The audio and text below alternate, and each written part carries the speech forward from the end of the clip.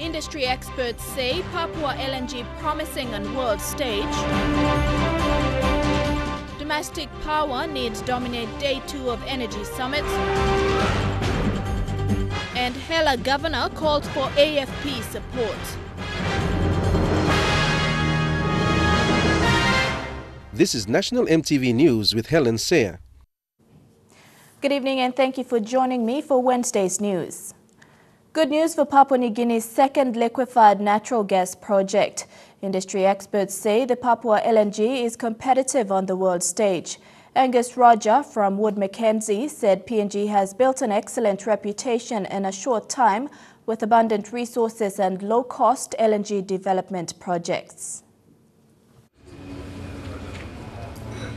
It was still a full room on day 2 of the Petroleum and Energy Summit, mainly attributed to the important topics of discussion. Wood Mackenzie's Asia-Pacific Upstream Research Director Angus Roger said there is no guarantee that the world will need more LNG from any one country. But there is good news for PNG. PNG has built an excellent reputation in a very short time. It has abundant, relatively low-cost gas resources, but it must remain a low-cost development option. Yesterday, Prime Minister Peter O'Neill said the government will continue to assist in ensuring there is full development for the vast petroleum and gas resources in the country. Now we are on the eve of our second LNG project. Total from France is moving forward with its investment in the second LNG project, the Papua LNG. This will again generate thousands of new jobs, both in Port Moresby and around the country. The project will bring billions of dollars of investment and continue to provide stimulus for our economic growth. Again, we appreciate the ongoing confidence of Total's CEO and Chairman. Mr. Rogers said PNG occupies a sweet spot in the major's portfolio. My own view, PNG is positioned extremely well and there's everything to play for. But there is obviously no room for complacency at all. And there's no guarantees that the projects will happen. They have to compete for those dollars.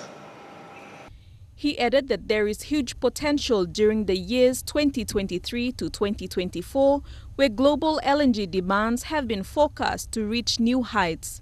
However, forecasts also show that many new players will also emerge during that time. His advice is that PNG continues to maintain its competitiveness. Deli Waigeno, National EMTV News. Kumul Petroleum Holdings Limited, or KPHL, today signed an agreement forging a formal arrangement with LNG Japan Corporation for a closer relationship in regards to LNG from Papua New Guinea. More importantly, the agreement seeks to secure markets within Japan. The signing ceremony took place on the sidelines of the PNG Petroleum and Energy Summit. Thank you very much. With Kumul Petroleum Holdings Limited spearheading the inaugural PNG Petroleum and Energy Summit, the level of attention being given to PNG's potential within the LNG space has increased. And according to KPHL Managing Director Wapu Sonk, the summit has also provided an opportunity for KPHL to meet with a wide range of the country's LNG customers, particularly from the Asia region, among them LNG Japan Corporation. President and CEO of LNG Japan, Norikazu Onishi, was present today to sign an agreement with KPHL Managing Director Wapu Sonk. It is a very strategic and also very critical in Kumul Petroleum taking a step forward in taking part in marketing some of the LNG together with our strategic partner LNG Japan. Under this agreement, KPHL will weigh up the option of entering into a joint venture with LNG Japan to harness the potentials within the spot market. LNG Japan has experience in doing this business, and Kumul Petroleum as a partner in the project, and also as the new national oil company of Papua New Guinea, would like to work together and build on each other's experience. Us as the one that is mandated by government, and also one that has PNG experience? We'd like to cooperate with Kumul Petroleum, not only the trading, but also education, etc., on other factors also. So at the maximum, we handled 15 million tons per year.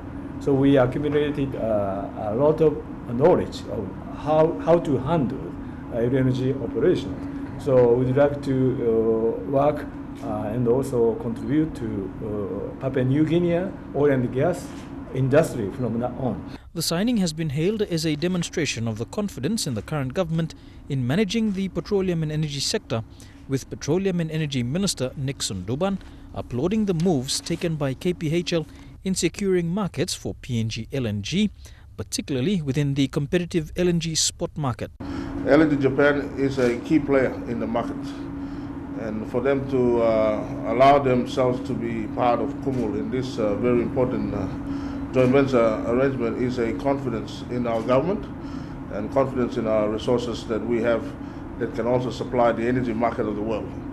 And I, on behalf of the Governor and the Prime Minister, would like to express our gratitude to the delegation who have come. Merabatulo, National EMTV News. One of the sessions on day 2 of the PNG Petroleum and Energy Summit was dedicated to the domestic power needs in PNG.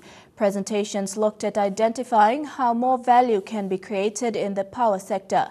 Acting CEO of PNG Power, Alex Oa, said the company was now looking at renewable energy sources to meet domestic electricity demands. Much of Session 5 today heard that access to power in PNG is among the world's lowest, even though PNG is now helping to power Asia through its LNG exports. Acting CEO for PNG Power, Alex Oa, said his priority is to address power availability. He said the short-term goal is to get the most out of existing renewable generation assets to save cost. The cost to install 1 megawatt of hydro energy is 21 million kina, compared to the 2 million kina to refurbish existing generation capacity. To me, it makes more sense to leverage an existing investment to resurrect a valuable renewable energy source, one way of creating value in the power sector.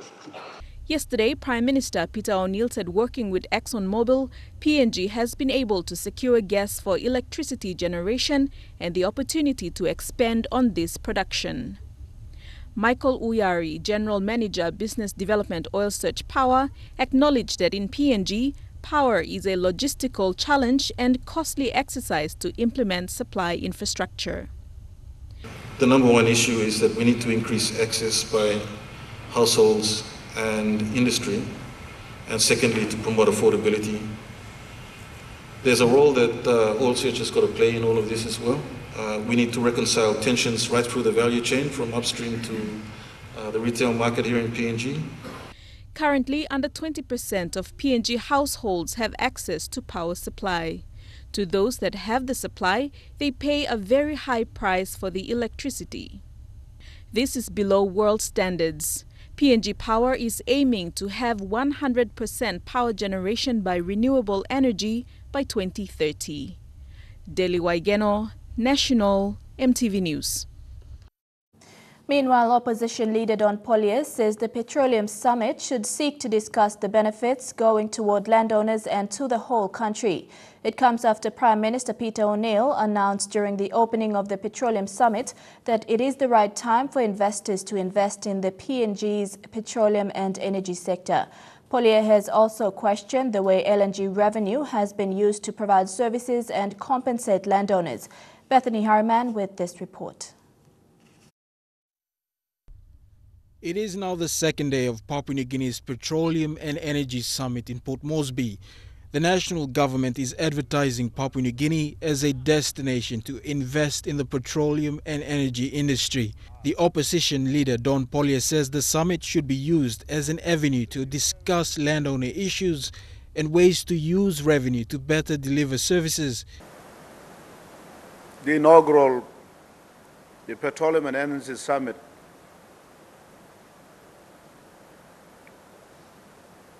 has discussed issues one-sided biased towards the interest of corporate profit, business profitability, convenience of supply, and meeting market demands. The opposition leader's comments come after the Prime Minister, Peter O'Neill, told investors that it was the right time to invest in the extractive sector in Papua New Guinea. The future for the resource sector in Papua New Guinea is bright, and the return of the commodity prices, I believe that it is the right time for investors to invest in this sector. While the national government has identified the LNG project as being the most successful, the opposition is questioning where the 3 billion kina revenue has gone. Every year starting 2013, 3 to 4 billion kina has been the revenue earned from the sale of PNG LNG since 2013 per year. The budgets of PNG Parliament does not reflect the 3 to 4 billion kina, although it is reported by the Department of Treasury. The argument about the LNG revenue and the state of the Papua New Guinean economy continues with a month till elections. Bethany Harriman, National EMTV News. Among stories after the break, Electoral Commission launches the objection and verification process in updating the common roll and dozens of settlers evicted in Lae. Stay with us for details.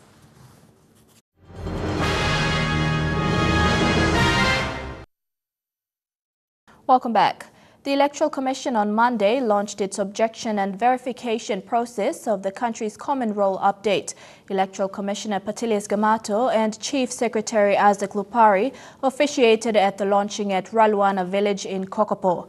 The objection and verification is the second phase of the common roll update to finalize names of eligible voters for the coming general elections. The launching on Monday marks the start of the process that will ripple out to other provinces and their local level government wards all over the country in the coming weeks. The objection and verification consists of the process of verifying names of eligible voters and removal of names of deceased people, duplicated names and ghost names. People are putting this roll out now. On money comes second name na look him. Look at them, look on uncle or auntie or bubu and I finish the start yet this roll. The Electoral Commissioner Patilius Gamato says although the elections and its process may not be a new thing, this year's election will be a challenging one for them, taking into consideration the limited resources and funding constraints they have. One of their concerns is to get the common roll right to avoid dispute by voters during the polling and make sure every eligible voter casts their vote. Meanwhile, an election workshop is currently underway in Kokopo. Officials from Provincial Electoral Office from all over the country are attending the gathering.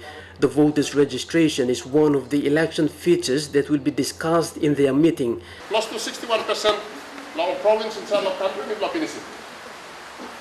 Also inside the workshop nipla all manager by game report long. Amas walking finish na amas more work long walking la pinisi. With only about less than 2 months remaining, the Electoral Commission is finalizing the names of voters in preparation for the elections. However, it is reported that some provinces are still lagging behind in their data entry, and it is understood the Electoral Commissioner has instructed his officials to double their pace and get the work done before the issue of writs. Edwin Fidelis, National EMTV News, Kokopo. Following the completion of the first phase of the call-out operation in Hela, Governor Francis Potape has called for Australian Federal Police to work in Hela. Governor Potape said moving Hela forward needs more police manpower, and he feels a better direction is the use of the AFP. Despite being the host to PNG's biggest gas project, there is a high-risk law and order within the Hela province. Following the call-out operation, Hela Governor Francis Potape believes having the Australian Federal Police in Tari will make a difference. The way going forward now, and you mean the one white man look come PBC. Now white man look come police station come on Tari. So I'm on a board one public servant, board one politician or minister or member or governor or anybody. Arrest them, arrest. Over the past 4 years, there have been frequent changes in the appointment of the Hela Provincial Police Commander. Last month, Hela resident Judge Justice Martin Ipang raised the issue of outstanding bench warrants dating back as far as 1992 on which police in Tari failed to make arrests. Governor Potape says Hela also needs more manpower to maintain law and order after the completion of the call-out. Now, for humility, more policemen in Como, now more policemen on Nogoli no stop. All by look at the action mobile, all says, Pavatran, everybody and do that normal police work. So action now says in the Halvi police, giving more money in the houses to policemen in here, and they will do all the work for all of us. A local in Como says developers like ExxonMobil should stop recruiting police to guard the camps, but help build police houses and support their work in the province. Policemen come now look at the property blow. Escort him all car blow. Now you mean what police like Johnny police station? MLM area. Police in Hela have also been blamed for aiding warlords to smuggle guns into the province. Jack Lapave Jr. National EMTV News. The Lae Metropolitan Commander, Chief Superintendent Anthony Wagambi, has called for provincial authorities to seriously consider evicting illegal settlers. Wagambi said illegal settlements are becoming a breeding ground for criminal elements. The settlements are also growing as Lae develops, and this will cause more problems. Wagambi's appeal came after settlers residing in one of the settlements set ablaze the Vocal Point police post a week ago. Last week, the Lae police went to the Gex compound and nearby settlements and burned down makeshift houses built by illegal settlers. There are illegal settlers already residing near the Lae Pistol Club and at the Namanula Hill. Police burned cardboard houses believed to be where criminal elements hide out. And before they grow their roots, before they grow semi-permanent houses, when it becomes difficult for us to evict them, we have to start getting rid of them now.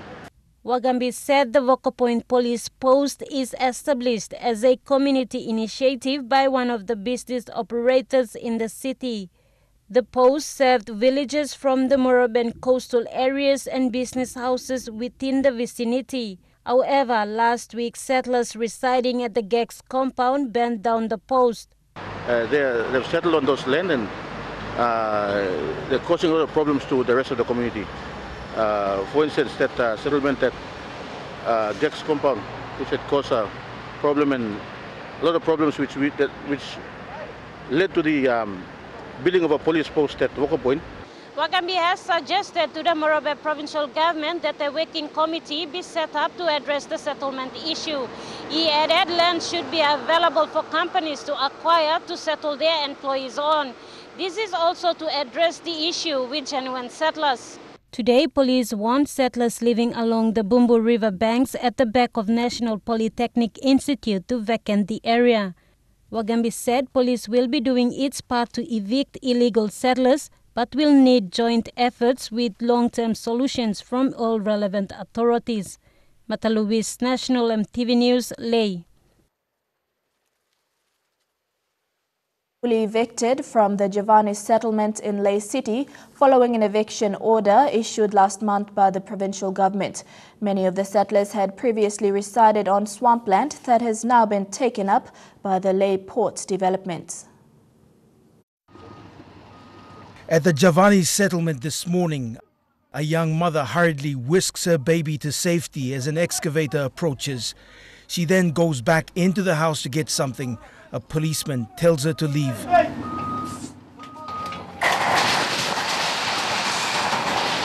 Minutes later, the house is flattened, leaving her family homeless.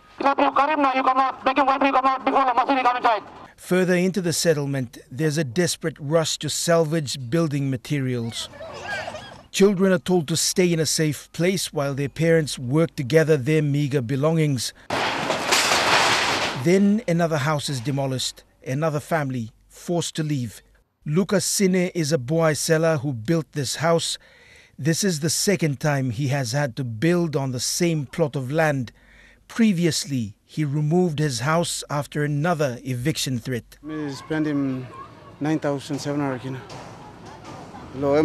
We cream rubbing iron, This settlement sits on state land owned by the provincial government. City manager Roy Cummins says the provincial government has plans to build an X-ray facility for shipping containers. They were compensated by the PNG Ports Corporation to move out of there to allow for extension work and the development of the PNG Ports at the new Leh port.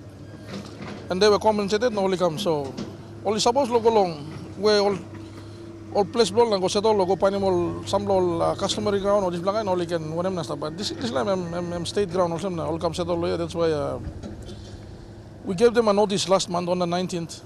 All over Leh City there are settlements like this where hundreds if not thousands of people reside on state or customary land. With Leh's increasing crime rate, especially the police are now calling on provincial authorities to remove people on settlements. Over the last 40 years, Leh's growth spurred a steady stream of people looking for jobs and opportunities. Many ended up in settlements like Javani. Many living in the Javani settlement come from the highlands. Some come from other parts of Morobe and Papua New Guinea. And it's the unemployment and the difficulty of regulating and policing places like this that have also prompted calls for evictions. Scott Waide, National EMTV News, Leh. A woman who lost her elder brother to cancer in 2011 says early detection and more awareness is desperately needed to reduce the high number of men and women who come to hospital at the final stages of the disease. Lorraine Posane said more awareness should be carried out in rural areas through rural health clinics to assist patients to provide an avenue for detection. Solid food. You have to blend him, mesh him. Lorraine Posane lost her brother John to cancer in 2011, leaving behind his son, who was just 2 years old at the time. Her brother had developed mouth cancer in 2009, but was told that it was a minor sore in his mouth and would heal over time. However, the sore didn't heal. The first time people went to see him go how sick, they never told us that he had cancer. I'm got to click solo mouse blame, but all just talk me plus by penis, so yeah by penis. So me plus stop go until he started bleeding December now. That's when time I'll admit him, it was already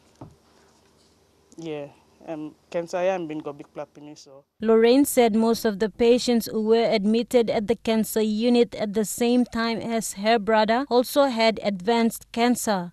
She believes most of the patients, especially in the remote areas, are not aware of the signs and symptoms of cancer and the importance of early detection. So the only thing is if only we could have some things that can help detect cancer early stages, not towards the late stages, which me think also you may still not got yet here. Lorraine believes there needs to be mechanisms in place for early detection so that those diagnosed can be treated while they are at the curable stage. Lorraine came out on the media following a public anger over the limited attention given to the PNG Cancer Facility in Leh. 2 days ago, Health Minister Michael Malaba came out on the media saying that the government has come up with a plan to address the cancer problems. He added the National Health Department will need 15 million kina annually to provide decent treatment for cancer patients in the country, and that there are other treatments available, include surgery, chemotherapy, radiotherapy, and anti-cancer drugs in the Port Moresby General Hospital and Engau Memorial Hospital. While Minister Malabag's remarks seemed promising, the PNG Cancer Unit at Engau still needs a radiation oncologist, a specialist doctor who can operate the cobalt radiation machine and prescribe treatment for patients before they can undergo radiotherapy. Martha Louise, National EMTV News, Leh. Global telecoms company Digicel is cutting its global workforce by 25% over the next 18 months in a move to achieve its 2030 vision. The company wants to be fit for purpose in 2030 and beyond. The global workforce cutback could affect Papua New Guinean employees attached with Digicel PNG. Digicel has around 6,000 staff across 31 countries, primarily in the Caribbean, Central America and the Pacific. In a statement released on the company's website, Digicel Group CEO said the company's end goal is to be leaner, faster and more efficient. He said there is a lot of duplication across its markets in the Caribbean, Central America and the Pacific. It's understood that the Digicel Group is carrying a debt of over $6 billion and it shelved its plans to go public after investors were not prepared to pay for the share prices offered. And now looking at our finance news, the Kina closed unchanged at $0.3150 in the interbank markets. At Bank South Pacific, your Kina was buying $0.3075 $0.3991 Australian dollars, 0.2887 euro and 34.44 Japanese yen. Looking at commodity prices at New York close, coffee closed higher, while gold, cocoa and copra closed the day lower. Palm oil closed lower, while crude oil and copper closed the day higher. And on the stock market, the Dow Jones closed at 25.2 points lower, the ASX is trading at 7.42 points lower, and the All Ordinaries closed at 10.14 points lower. National EMTV News continues after the break. Stay with us.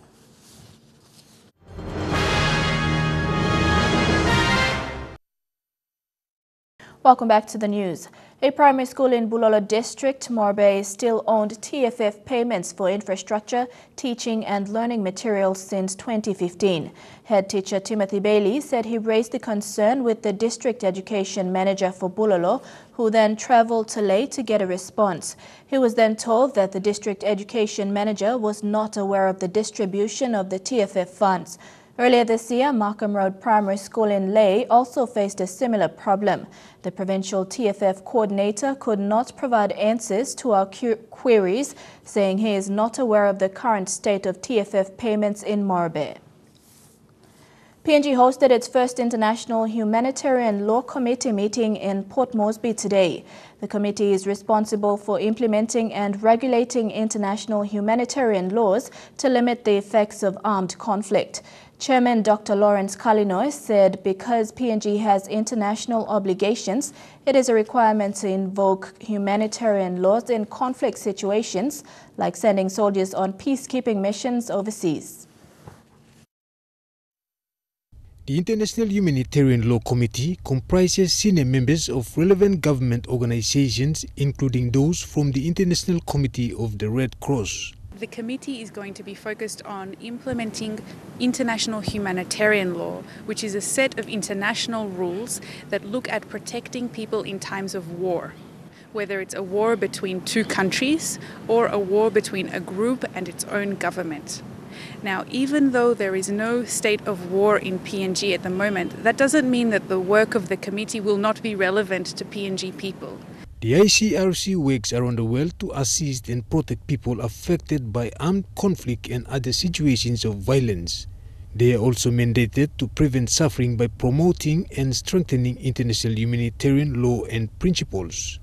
Their presence today shows that there is interest in discussing how PNG can enhance protection in armed conflict through its domestic laws and policies. As a nation, we have subscribed to some international obligations which require us to follow international humanitarian laws when in disasters and conflict situations. But for us, PNG, the pressing issues are when we start sending our soldiers on peacekeeping missions abroad. We must sort out the issue of those jurisdictions and forums, particularly in terms of any possible liabilities that may arise from the presence of our soldiers in those peacekeeping missions abroad. They are convinced that a clear framework of rules at the international level, accompanied by corresponding rules, policies and enforcement at the national level, contributes to saving lives and reducing suffering. The committee commended the government on the creation of a national IHL committee in PNG and Akintu said their experience about what such a body can accomplish. Eric Arupma, National EMTV News. After almost 13 years of struggling to receive better health services, the people in the Trolga area of Western Highlands Province will benefit from the opening of their new health centre. More than 15,000 people will benefit, which was part of a community-led Sustainable Development Goals project. It was funded by European Union and was implemented by the United Nations Development Programme and the Department of National Planning and Monitoring. The health centre has 16 rooms, a room for labour ward, in- and outpatient services, consultation rooms, family planning service and an antenatal clinic. On Monday, the community and its partners opened the health centre and handed over to the Western Highlands Provincial Health Authority. When only close is that? Now, I think 24 something and we only operate inside Mumbai long, it's like that. So, we will give me consideration long, awesome. On Narabla district, we will give one can priority, one can consideration, we will give long, Mumbai. The project was a proposed idea of a couple. Husband Bruce Cumin said they have seen rural Papua New Guineans dying of preventable sickness. This has prompted them to seek funding from donor agencies to build a health center in their own area. The Trolga community have worked together to assist the government to achieve the 2030 targets to reduce mortality rates. But what this project was also trying to achieve was to identify through 4 communities across the country what can be done when the planning process extends to those at the grassroots level. Nurses at Trolga Health Centre are now privileged to work under a clean and functional hospital. The centre is powered by solar, which will allow them to work day and night. Vasinata Yama, National EMTV News, Mount Hagen. The People's Action Party, one of the country's pioneer political parties, has appointed a new leader. In a small ceremony this afternoon, founding member and former Brigadier General Ted Diro handed over the leadership to Philip Tukuyawini. The new leader, who is a first-time intending candidate in the coming elections, said the party will carry forward the principles in which it was founded upon. He said the party is expecting over 20 candidates to stand for elections this year and will start their campaigns with a party convention next week to discuss their party policies. It will be at the National Restaurant. From there, we will officially announce our candidates. We come up with a totally new approach. Party policies that we're going to derive, well, it will be a collective decision, not Philip Tukuyawini's decision, where I would make one man decision, it will be taken up by all my candidates. But, we'll get everybody together and we will work from there. Today marks a significant occasion for Catholic faithfuls around the globe. It is the beginning of 40 days of Lent.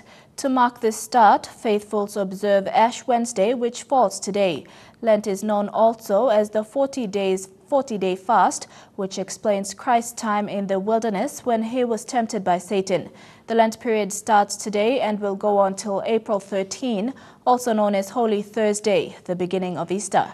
Easter is a holy period in the Catholic and Christian calendar. Chukai Sports is next. We'll have news on Taekwondo, Rugby League and wall surfing. Stay tuned.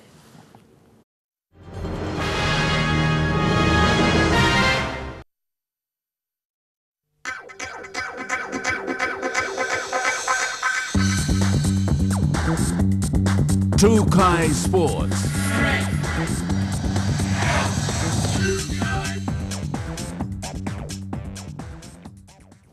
Welcome to Chukai Sports. Master Jamuga Stone told EMTV Sports today that PNG's Stephen Tommy was selected to represent PNG at this year's World Championships in Korea by PNG Taekwondo Federation. After selecting Stephen on the level of performances and 10 years of experience in martial arts, Master Stone said training and international tournaments will be organized for Stephen to get him prepared for the championship in June.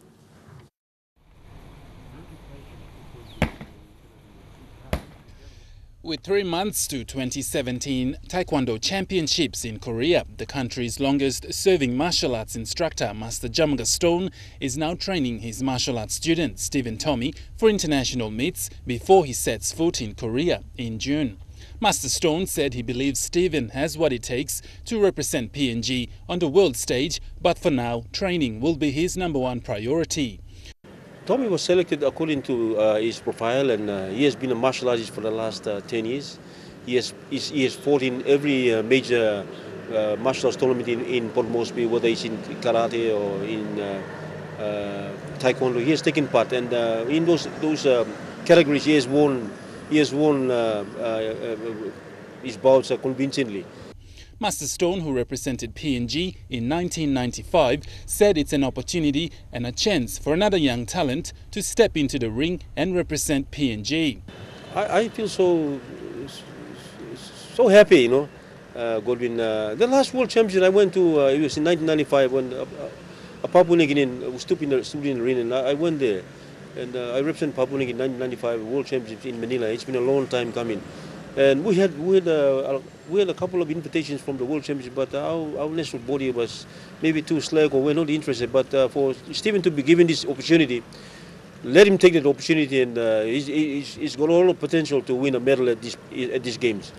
After speaking to the media last week, Stephen Tommy of Namatanai, New Island Province, said he is looking forward to representing his country in the 9-day tournament in June. I just like to thank you to Master Jamuka Stone, Minister of New Island.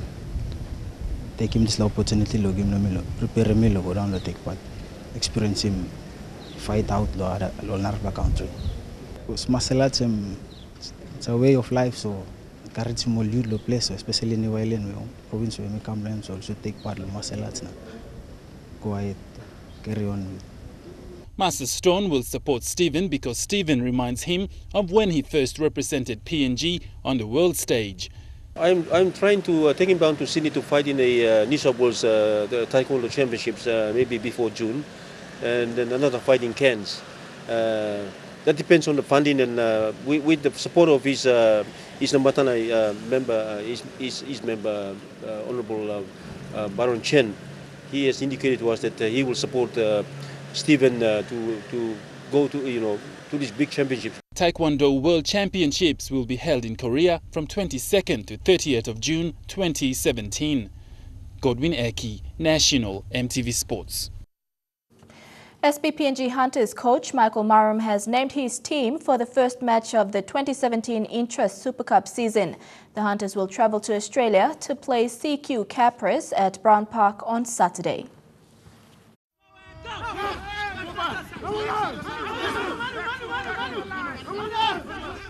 Stargrowth Amin and Wellington Albert have been left out after Amin picked up a suspected collarbone injury and Albert out with a sternum injury. Depending on medical, I think Wellington is probably expecting another 2 weeks from him. And also Star is just picked up, that fractured collarbone down there. We came through our scans, there was nothing showing. But upon medical advice, we just need to make sure we're resting for this one. He's also had problems before with the concussions. Star centre Adex Wera did not play during the trial match due to a minor groin injury, but has now been named in this weekend's starting lineup. Nixon Put is set to make his debut this weekend for the Hunters after being named in the starting lineup. Marum says though he has no experience, he is strong up front. His attack, I think, is his strength. I think his power. A lot of work in defence, but now that he's going to be playing alongside players like Ase, Boas, Israel, I think they'll guide him along. So, yeah. Me training len olu na puti wanasa. The trial match me prove all right now, and I'm so puti me wanjela first. They didn't me to think it all. But I'm giving best with me. The Hunters beat the Capras in 2015, but lost to them in 2016, and will be difficult to beat them this year. Last year they rebuilt they did a rebuilding in their side, so they got a new coach, some new players in there. A lot of boys back from the NYC competition, and also there's a few players that picked up from AFL and also English Super League, so they'll be tough to beat. Coach Michael Marum says this weekend's team possess a lot of speed and power. We just want to concentrate on our basic, really keep all our attacks really simple, and just get our forwards to go up, and get that yards for us. If we can play at the back of that, we got a lot of speed out there. Our halves are quick, so if we just want to keep our game really simple. A win for the Hunters will get the team off to a great start. It will be difficult because many teams will be looking for a win to kickstart their 2017 ISC campaign. Elijah Levet, National EMTV Sports. World Surf League is affiliating with Surfing Association PNG to host the country's first international and inaugural surfing event for longboarding. SAPNG is also using the sport as a tool to promote social change through a number of world-class initiatives. Prime Minister Peter O'Neill is encouraging the general public to attend the event from the 18th to the 25th of March in Tupira, Medang. With 17 days to the inaugural World Surfing event for longboarding in Papua New Guinea, world-class surfers around the globe are already gearing up to reach PNG shores. World longboard champion Tori Gilkison from California is looking forward to defending her title in a brand new environment for the Longboarding Championship Tour. Gilkison said while PNG looks amazing with blue water, epic waves and striving local communities, that they can give back to PNG will be a new and exciting experience and a new surfing condition that the world's best are looking forward to tackle. Meanwhile, Prime Minister Peter O'Neill is glad the world surfing fraternity recognized PNG as a destination to host such an historic event. He hopes all competitors and visitors to the event enjoy the first ever WSL title held in PNG. Sworn to PNG will be world's best 36 men and 18 women surfers, while PNG will have 2 wildcard entries, Titima Menge and Marian Longa, and 2 reserves, Ruti Kurumak and Akun Alois, that will face the champions on home soil. Alongside the main events, other activities will take place such as shortboard event and wooden splinterboard competition against local children and the world's best surfers. SAPNG is currently facing the final stages of completing facilities as well as organizing tourism activities and traditional events. The World Longboard Championship Tour will take place from the 18th to the 25th of March 2017 in Tupira, Medang. Godwin Eki, National EMTV Sports. Trukai Sports continues after the break with all football action. Don't go away.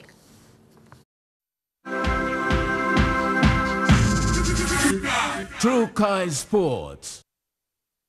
Welcome back to Trukai Sports. The Football Federation of Papua New Guinea, the newly created rival body to the PNG Football Association, is embarking on a nationwide campaign to bring football to the grassroots level in the country. This was made known by FFPNG President John Capinato after the launching of the organization over the weekend. Parts of the strategy outlined by the new executives of this breakaway association include bringing in a larger number of members into the fold, ranging from across the 4 regions of Papua New Guinea. And these would include having regional bodies oversee provincial associations with the premise of a hierarchical management structure with autonomy given to individual associations to make their own decisions. The football can then, we add on more association. We add on the others that have not been recognized for the last 20 years. And they've been sitting on the side, wondering when am I going to play football? When am I going to participate? I've got talents, I've got skills, they cannot make it. So I believe that this structure is going to touch everybody in the country. Capinato, who has been pushing for a far more transparent form of management within football, believes that this proposal will allow football in PNG to develop from the bottom up. Those things are there, the requirements are met. Then obviously there's an expression of interest, EOI, that you've got to feel to be a member of FFPNG. But we want to spread the football. It's a two-way thing. When asked if a development platform was already in place, Capinato stated that associations throughout PNG had already had these in place, with the job now to assist them to grow. The Lay Football Association, Lahi, as well as Bougainville and the Public Servants Soccer Association are among the bigger members within FFPNG's structure. And Capinato is adamant that there will be more associations willing to join forces with his to see football domestically reach the quality deserved. Jeremy Moggy, National TV Sports. And that ends Trukai Sports. The weather details when we come back. Trukai Sports.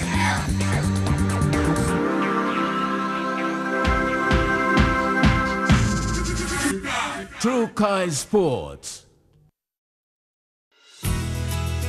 The weather details are proudly brought to you by Dulux Weather Shield. Worth doing with Dulux.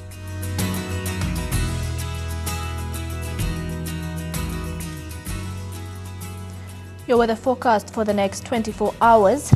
In the southern region, overcasts with showers and rain drizzles tonight in Port Moresby and some showers in Daru, Kerema, Alotau and Popondetta. In the Momasi region, some showers in Lae, rain showers in Medang and Wewak and a few showers in Vanimo. In the New Guinea Islands region, rain showers in Lorengau, Kavieng and Kimbe, showers tonight in Kokopo and Rabaul and some showers in Buka.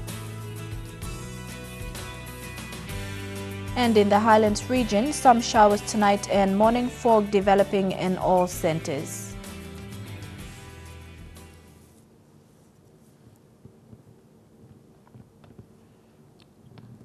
The weather details are proudly brought to you by Dulux Weather Shield. Worth doing with Dulux. Now recapping our main stories for tonight. Industry experts say Papua LNG promising on world stage. Domestic power needs dominate day 2 of Energy Summit. And Hela Governor calls for AFP support. And that has been the news, sports and weather for tonight. On behalf of the entire EMTV News team, I'm Helen Sayre. Pleasant viewing. Good night.